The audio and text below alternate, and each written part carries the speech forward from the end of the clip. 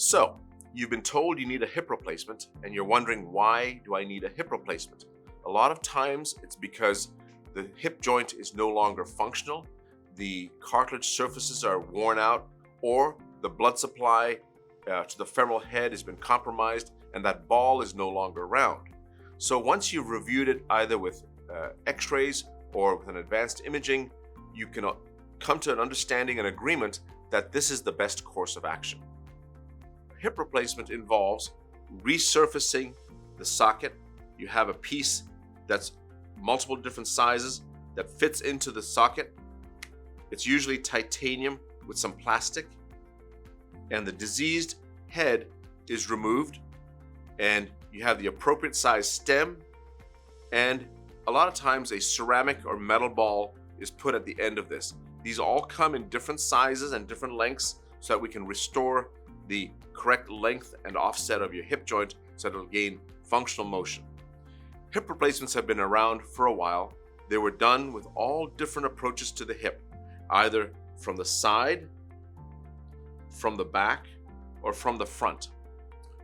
One of the very recent exciting advancements of hip replacements is what we call an anterior hip replacement.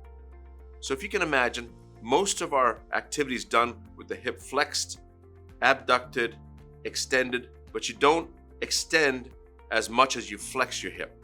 So you can imagine if we could approach the hip from the front, it's going to allow a lot of stability. And that's one of the exciting beauties of this particular type of approach, where we can approach the hip usually, and I approach it using a special table called a Hanna table, where we position you on the table and we're able to make an incision in the front of the hip. We separate muscles. So it's hard to believe that we can do this operation without actually cutting through muscles. We separate muscles, open up the hip joint. We're able to do our operation, put the hip joint back in place, and let the muscles fall into place and just close them up loosely, close the skin and subcutaneous tissue, and start your recovery. The other advantage of an anterior hip is that you're lying down when you have this operation, so you're lying down flat on your back. So from an anesthesia standpoint, the anesthesiologists prefer patients lying on their back. It's easier to manage than if you're lying on your side.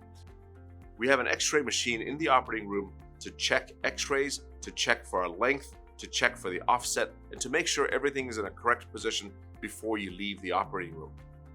One of the exciting innovations of anterior hip replacement is the incision placement. If you can imagine, an anterior hip replacement, as its name implies, is that all the operation is done through the front of the hip. And the classic anterior hip replacement is a longitudinal or an up and down incision in the front of your hip, which leaves a scar. One of the exciting innovations, actually introduced to me by one of our plastic surgeons, is asking why we don't make an incision in the normal creases in the hip. That means almost a bikini type incision. So I have adopted that in the majority of my anterior hip replacement patients to make an incision in or just distal or just below the normal crease of your hip. It heals wonderfully with hardly any scar.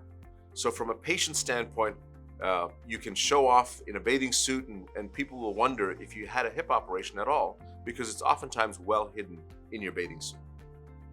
With an anterior hip replacement, we have essentially no restrictions.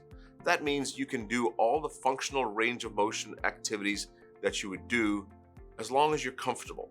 Now, I caution patients say, it doesn't mean you can go join the Cirque du Soleil the day after hip surgery, because those are extreme motions. I'm talking about getting up from a chair, getting in and out of a car, sitting on a toilet. You do not need a raised toilet seat.